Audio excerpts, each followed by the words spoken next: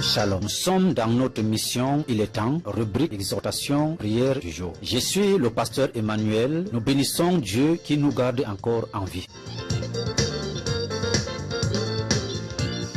Le monde est une sphère et la Terre tourne autour d'un point. La vie est un circuit, un ensemble de billes en rotation dans un fonctionnement régulier. Il y a les actes que nous posons, les paroles que nous déclarons, ceci en bien ou en mal, et qui pourront être oubliés pendant la marche, mais ne pourront pas être effacés car il y a un lieu de repos de chaque chose.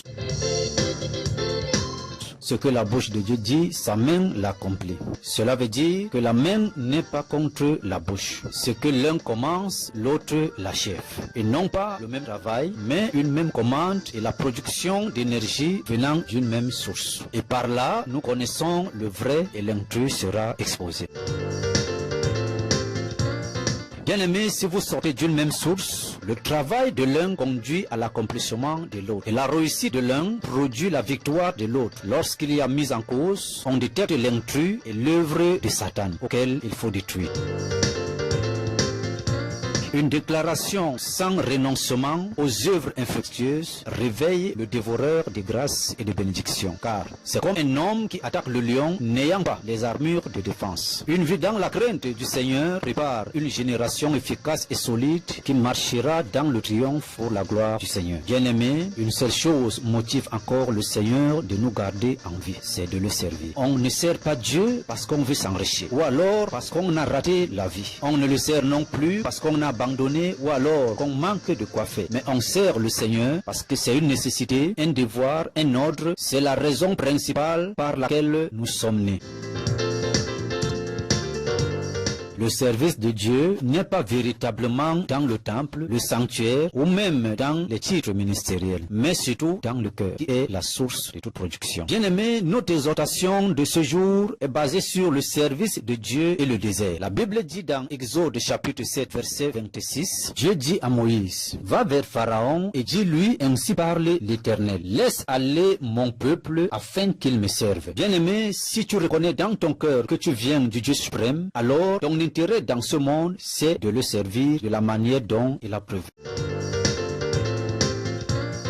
Dieu demande à Moïse de faire passer son peuple par le désert avant d'arriver à la terre promise. Et dans le désert, il fallait offrir des sacrifices. Donc il n'y a pas seulement de passer dans le désert, mais également offrir des sacrifices. Parlant du désert, bien-aimé, c'était un lieu où il fallait éprouver le peuple de Dieu avant d'entrer dans la promesse. Toute créature de Dieu qualifiée pour le pèlerinage terrestre doit passer par le désert avant d'entrer dans sa bénédiction. Le désert est une condition appropriée à la dimension de la promesse ou la bénédiction attendue. Nous parlons ici des épreuves qu'on peut faire face, le brisement, la mortification de la chair et autres signes prévus par le Seigneur qui constituent notre désert. Le peuple d'Israël ne pouvait pas entrer dans la terre promise, cela veut dire dans leur bénédiction, dans leurs promesses, sans toutefois passer par le désert auquel il fallait être éprouvé, prouver son amour envers l'Éternel, offrir des sacrifices et savoir si réellement on l'aime. Le désert était un lieu conditionné pour entrer dans la bénédiction. Il fallait passer par le creuset, il fallait détecter le vrai et le faux en soi, prouver son appartenance. Chacun devait donner le résultat de soi-même, que le Seigneur nous aide. Et c'est la réussite et la victoire face au désert qui qualifie et nous propulse dans notre bénédiction pour la matérialisation. On ne triche pas quand il s'agit de la bénédiction ou alors passer par la fraude, car les hommes pourront apprécier ta réussite et l'honorer, mais devant Dieu, tu auras échoué. Et Satan aura déjà signé ton dossier de qualification pour l'enfer. Seule une vraie repentance pourra sauver ton âme. Et pour ceux qui ont eu les bénédictions ou sont entrés dans leur héritage sans passer par le désert, à l'exemple des enfants d'Israël qui sont nés à Canaan, bien-aimés, avant qu'ils ne consommaient les fruits de bonnes saisons, ils ont été éprouvés. Alors, si tu veux vivre ta promesse, ta bénédiction, demande à Dieu de te faire connaître ton temps de désert, fais des prières en esprit, veille pour que tu parviennes et éviter l'échec, associé à ta propre repentance, et certainement, Dieu te fera du bien et t'introduira dans ton couloir de la grâce et toute la gloire lui reviendra au nom de Jésus-Christ.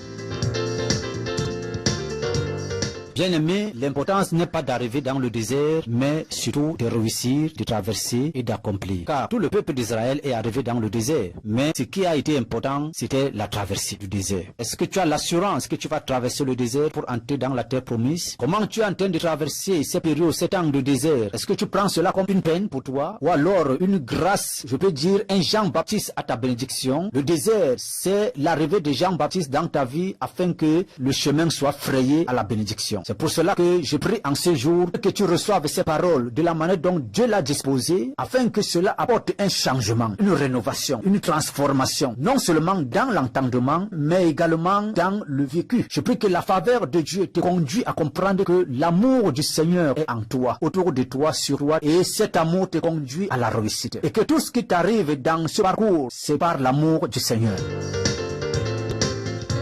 Alors bien aimé, si tu reçois quelque chose, une grâce venant du Seigneur, et que tu n'as pas compris ni la provenance, ni la souffrance, ni l'endurance, ni l'importance de cette grâce, il est probable que cette grâce te soit ôtée par l'ennemi. C'est pour cela que je prie que tu sollicites ce temps que tu dois passer pour te rendre mature, capable d'affronter la vie. Parce que la vie, bien aimée, ce n'est pas ce que nous voyons, mais ce que Dieu voit. Que la gloire de Dieu soit rendue en ce jour et que l'amour du Père te couvre entièrement. Que nous restons sous le regard du Seigneur afin que sa parole se manifeste dans nos vies et que nous témoignons la présence du Seigneur pendant qu'il fait encore jour pour accomplir les œuvres de la journée. Que le Dieu d'Abraham, d'Isaac et de Jacob te bénisse et te comble de faveur et de grâce. Au nom de Jésus-Christ. Amen.